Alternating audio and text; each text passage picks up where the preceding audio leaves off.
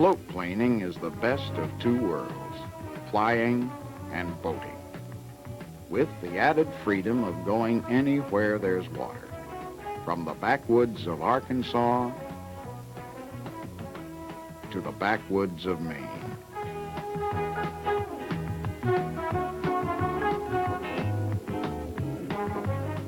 Flying over the popular lakes of Florida or the unknown lakes of Alaska. Here in our last frontier, the airplane is the fastest and often the only carrier. The early Alaskan bush pilot has already earned a place in American folklore.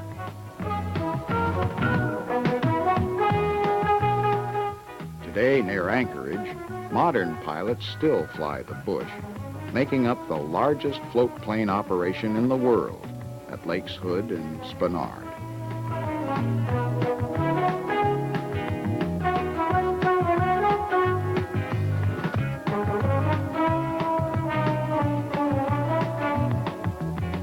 But no matter where you operate, the fundamentals of flying floats are the same.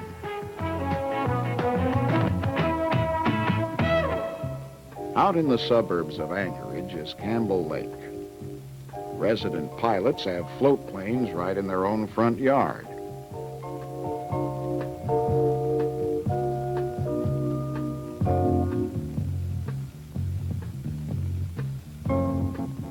You'll find pre-flight checkout of the float plane generally similar to that of a land plane. One obvious difference is you'll have to be careful on your walk-around. Inspection of water rudder cables and pulleys is a must. Without free movement, directional control will be seriously impaired on the water. Besides checking the general condition of the floats, inspect all compartments for excess water. Before each flight, look for possible leakage.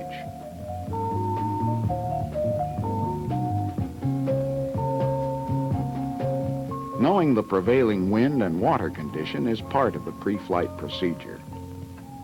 Before leaving the dock, you should evaluate conditions for taxiing and takeoff and plan a dock departure to avoid boats, other aircraft, or obstructions. Taxi a float plane very slowly or quite fast. A slow taxi does not create a bow spray which can damage the prop.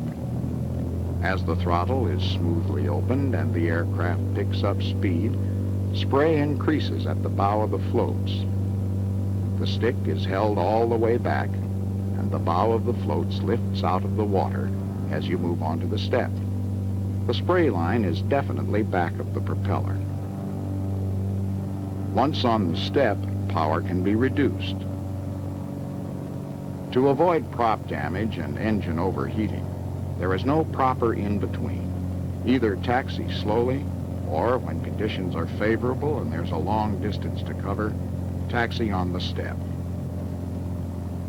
For takeoff under no wind or glassy water conditions, you can get some assistance by circling around and roughing up the surface. A small wake helps unstick the floats. Float flying is not considered to be difficult to learn.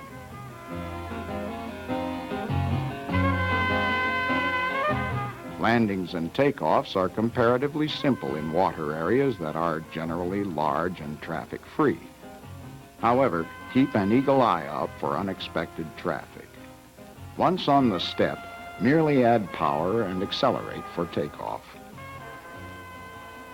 When sufficient flying speed is attained, a very slight increase in back pressure will lift the aircraft cleanly off the water.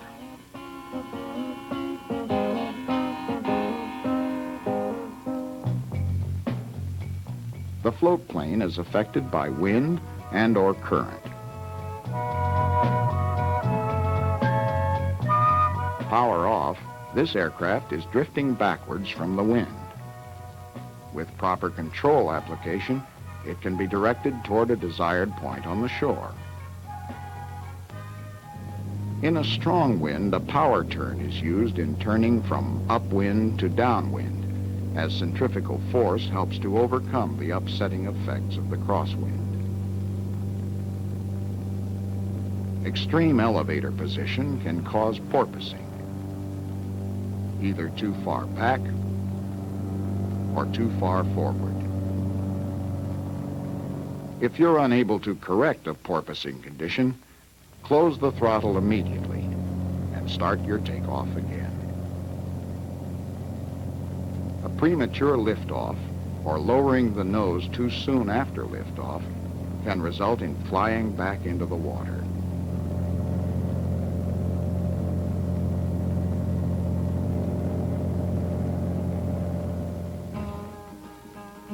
When forced to operate from a small pond or in a restricted area, apply the same techniques used for short field landing.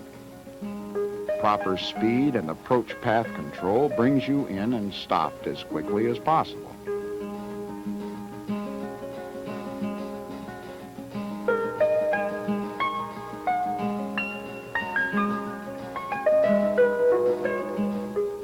Sometimes it's easier to get into than out of a small lake.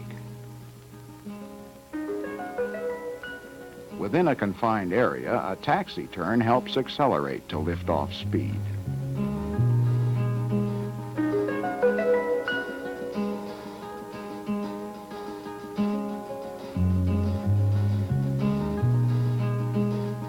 Then climb out at best angle of climb speed to provide the most clearance.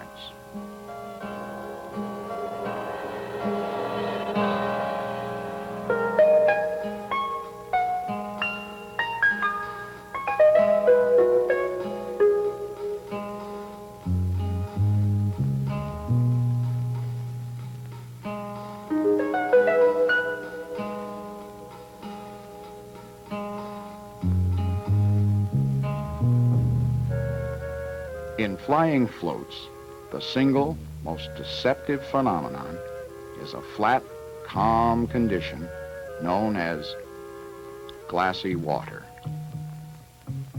It can be deadly. Calmness of the water tends to mislead you. The water surface looks inviting and easy. However, it's difficult to judge when to flare or round out the aircraft. Sometimes you can't see the surface, even when you're on it.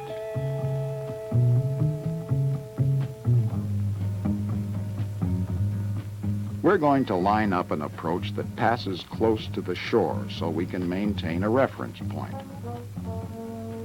Because of the power-on approach, glassy water landings consume a considerable landing distance. Check out beforehand to make sure there's enough room. Set up an attitude similar to liftoff and maintain a constant descent.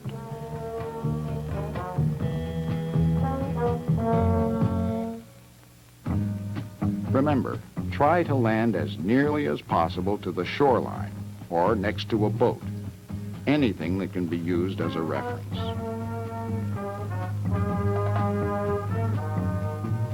For takeoff, we'll do a step turn to cause waves. This not only helps free the floats, but also improves depth perception. Operate close to shore if possible and establish a positive rate of climb. Many pilots have made a safe, glassy water landing, and then during takeoff, have flown back into the water.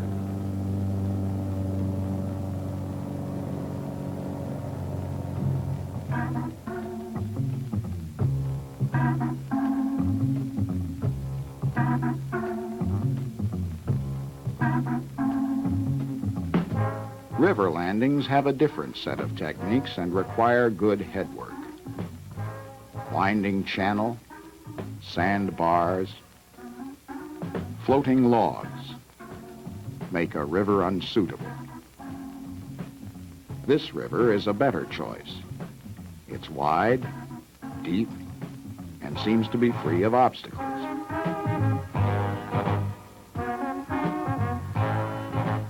But before landing on any river, it's a good idea to seek advice from local pilots.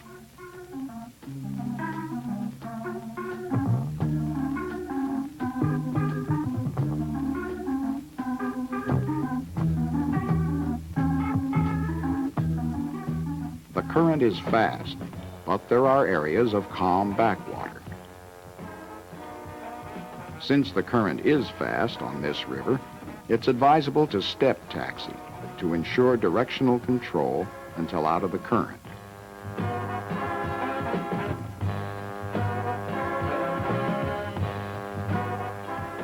Unlike a glassy water landing where we operate close to the shore, you notice we stay well clear of the bank.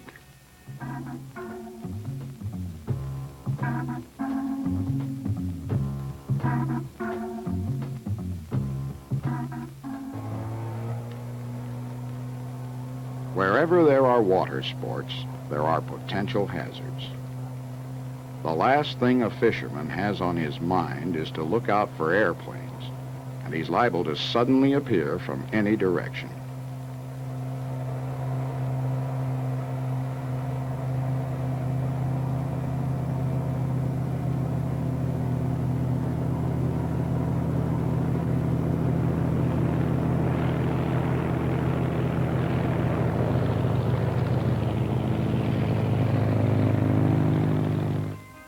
When landing on rough water, touch down near stall speed to reduce pounding action on the floats and strain on float fittings.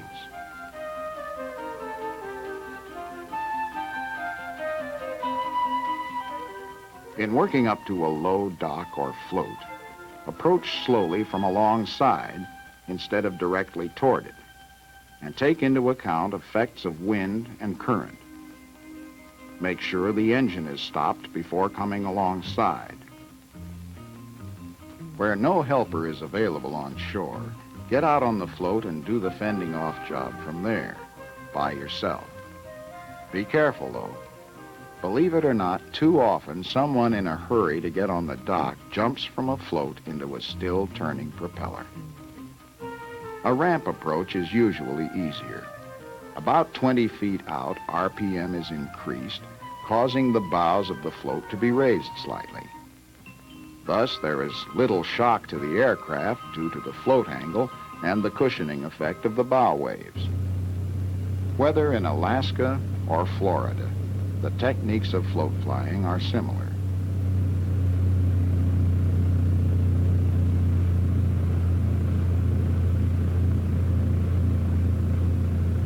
Float plane operators everywhere recommend avoiding boat wakes during a landing. Until the aircraft has slowed down, hitting a boat wake can damage the floats. The wake is helpful for depth perception, but touch down beyond it. Sometimes you'll find your seaplane in areas that offer no docking, mooring, or handling facilities. Before beaching on an unknown shore, inspect the bottom for sharp objects that could puncture the floats. Then, approach the beach at the slowest possible speed, cut the engine, lift the water rudders, and allow the aircraft to drift gently into the beach. Once ashore, lift the tail of the airplane and carefully pull it up onto the beach.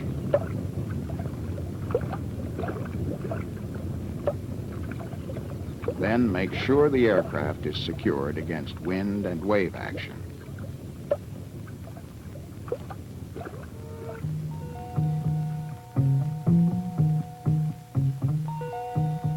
In Maine, like Alaska, you need the float plane to reach the remote backwoods.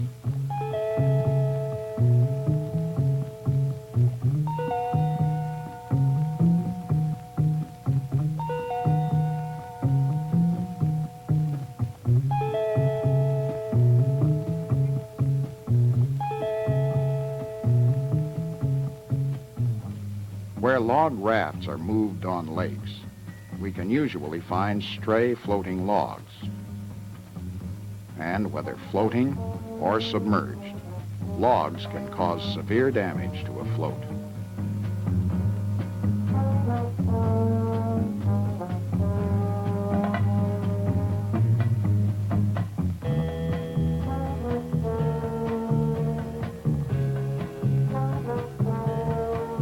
Since so many highly experienced pilots have been fooled by glassy water, let's have a closer look.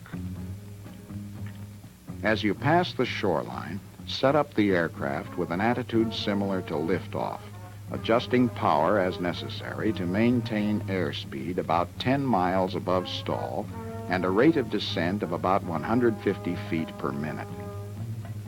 With a constant power setting and a constant attitude, the airspeed should remain fairly stable. Now, closely control the throttle so that a constant descent is maintained until the aircraft makes contact with the water.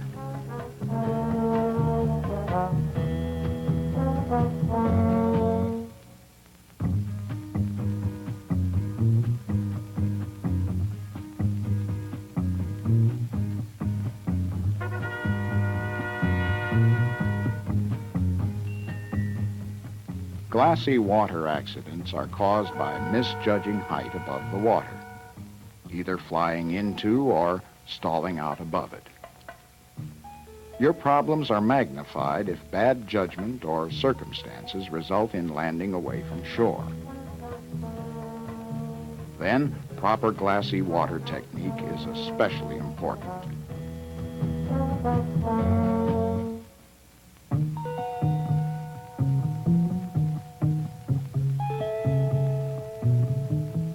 Once you set up for a glassy water landing, attitude and power control are the keys to success.